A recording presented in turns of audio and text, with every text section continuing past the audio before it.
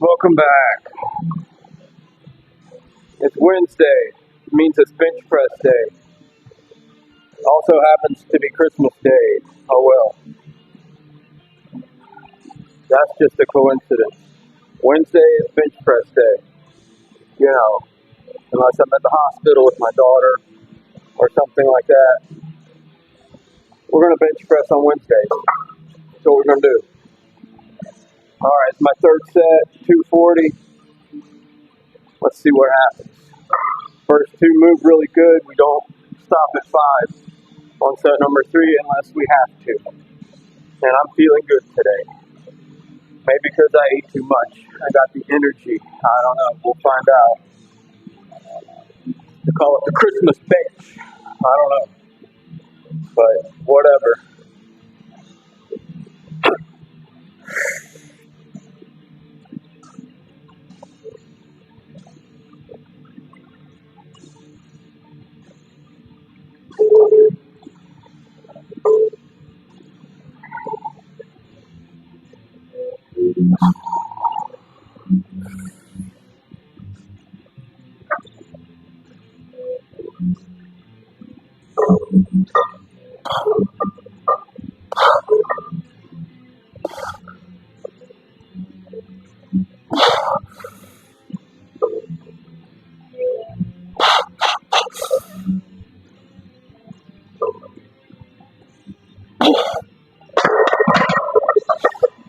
7. Count that. That's when you wish you had a spotter.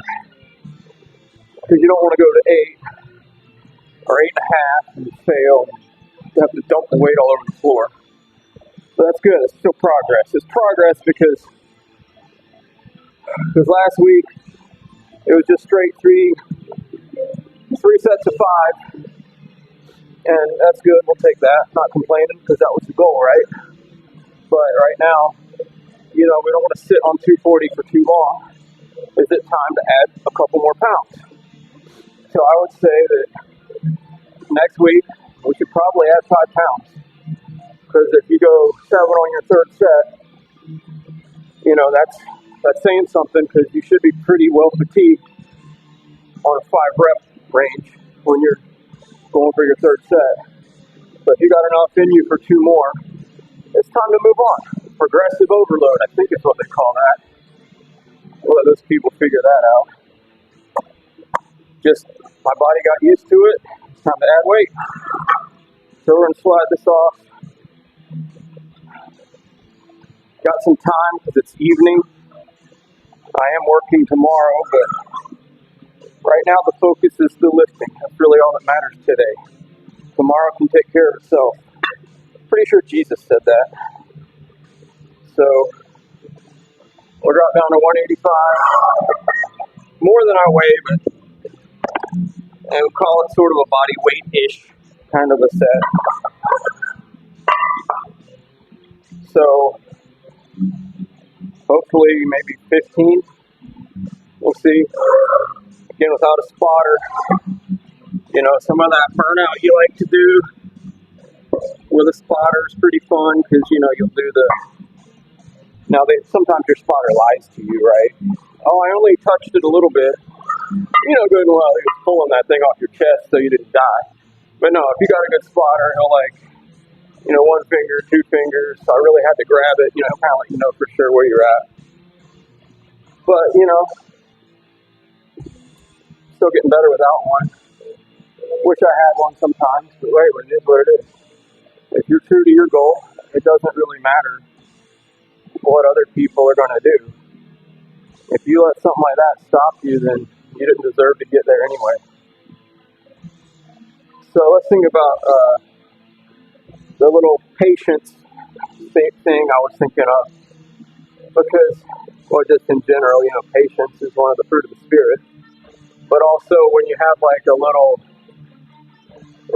direction rearrangement, I guess, if you will, where, this week is the next round of chemo. So I wanted to start it on one day. They said, now we need to wait a couple days, because her body's fighting off a virus.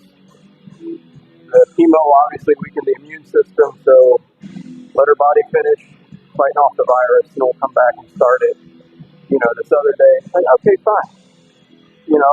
That's the best plan. That's what we need to do, so that's what we're going to do.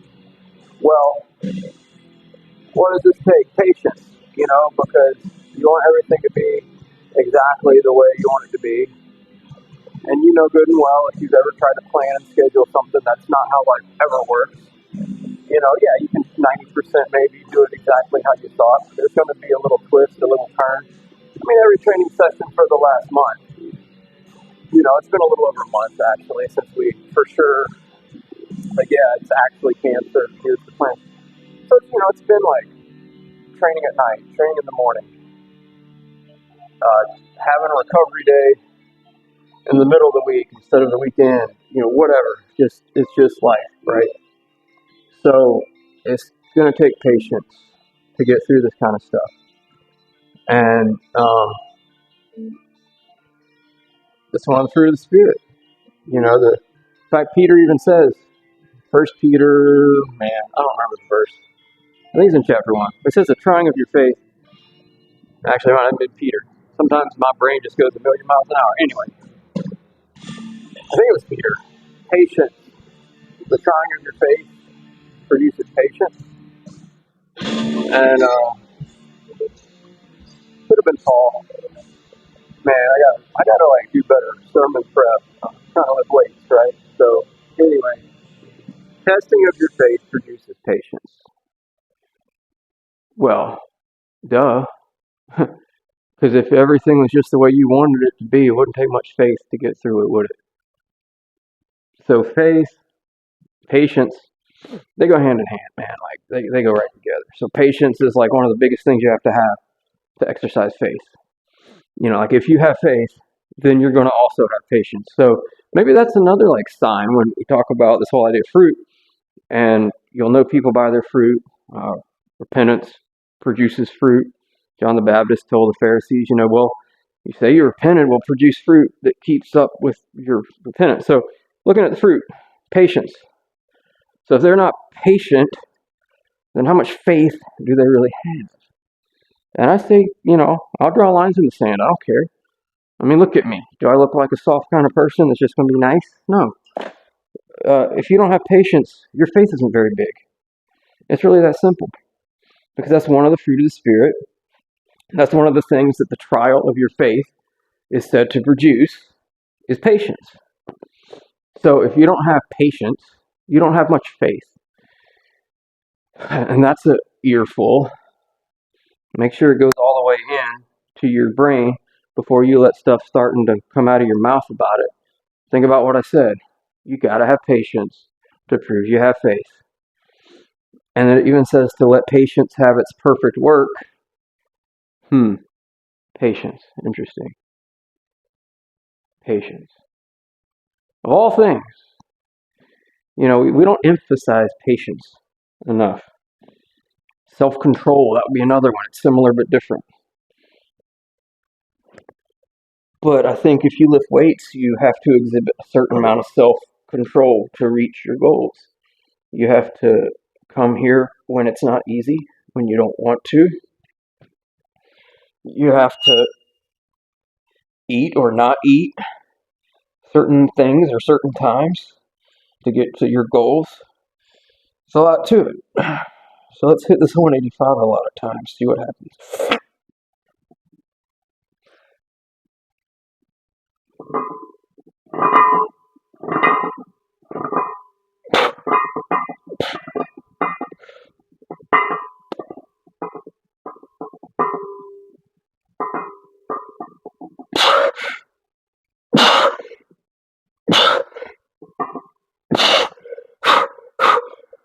All right.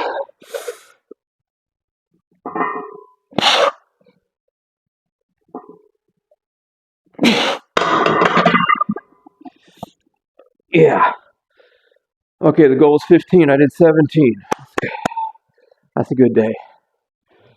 That's a good day. Let patience have its perfect work. Come on. What's the patience going to get you to? Where are you going to go with this life? The most pampered people are always the weakest people. They never accomplish anything on their own. How many times was Paul? I just think about Paul a lot because, he's Paul for crying out loud. So, he goes through this list of all the things that happened to him. He wasn't a soft dude by any stretch. The shipwrecks, the beatings. I don't know what kind of look the man had, whether he physically looked, tough or not. He certainly made a lot of sports references. But, he was tough. Period. Didn't matter how he looked. It ain't about looking strong, it's about being strong. That's what it really comes down to.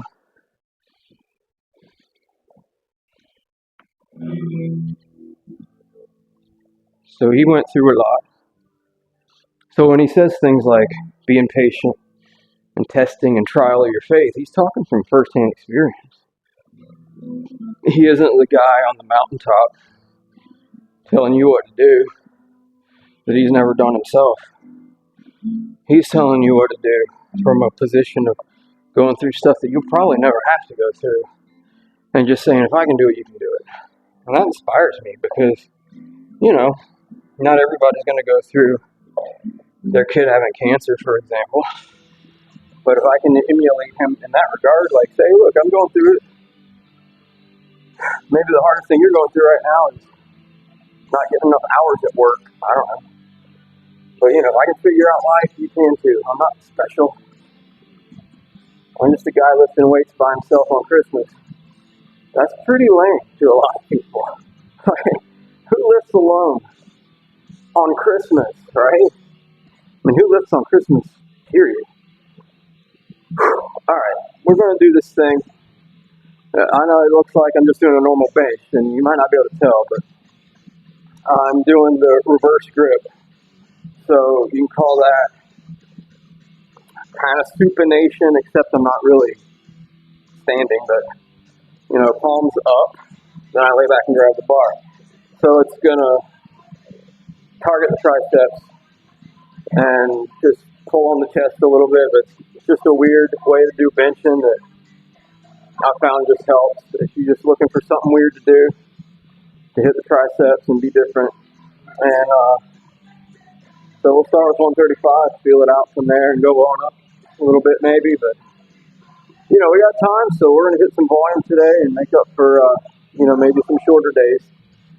So again, right now it's the up and down schedule, and I got a chance to hit volume.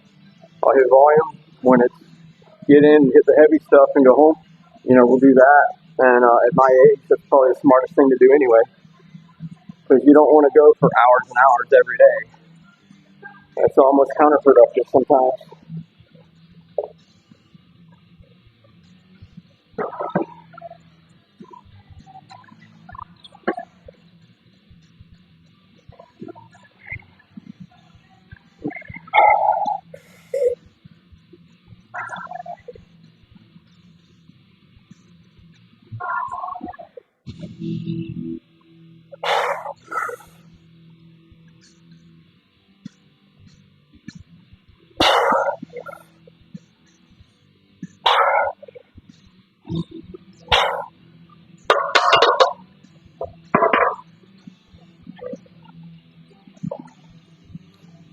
That was challenging-ish.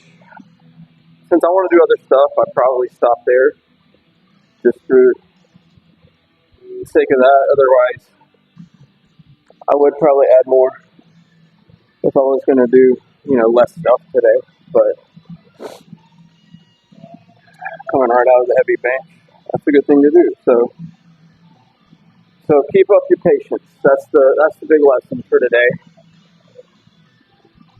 Is trust the process. Be patient. Have faith that things will work. It's funny how people have faith in so many things, except for God's will in their life. They'll trust a coach, they'll trust a teacher, a professor, and say trust and maybe just substitute the word faith. That what they're doing is going to work, whether they've seen it or not, whatever. But then, see, God has done stuff over and over and over again. Like, I don't know about that God thing. Jesus, I'm not sure. Whatever. God, don't get me started. Oh, just forget it. But have the patience. Have the faith that the bumps in the road, you probably won't even remember by the time, another week or two goes around. You'll just be like, well, why was I even worried about that? What was I even upset for?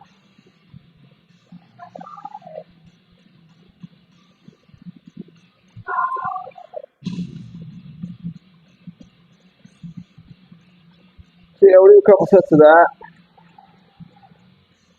And that will springboard me over to some things that, I have done before. So, feel free to ask questions. I don't care. About Jesus, about weightlifting. Kind of why I'm here. And because after this, I'm just going to do some pretty traditional incline bench, some dips, some dumbbell flies. Probably incline so I can check my form in the mirror. It's just smart to do that, I guess. So I've heard.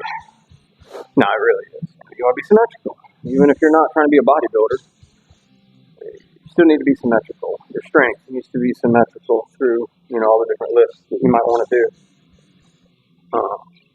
And if you say you don't care, then I don't know why you're in the gym to start with, so if you don't really care, but whatever. So, knock out another set of this, see how that goes.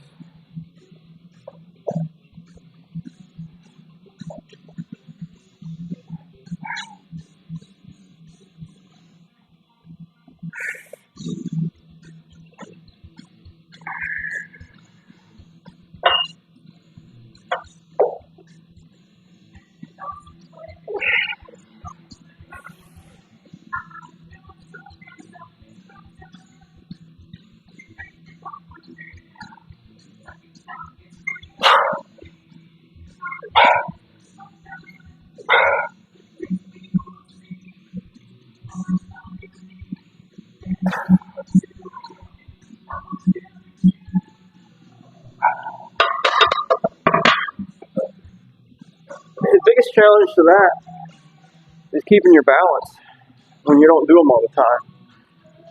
It's just that side to side. I feel like I'm crooked half the time. I don't know. Maybe I'm not. It just feels that way. So it just makes you focus extra on that form thing,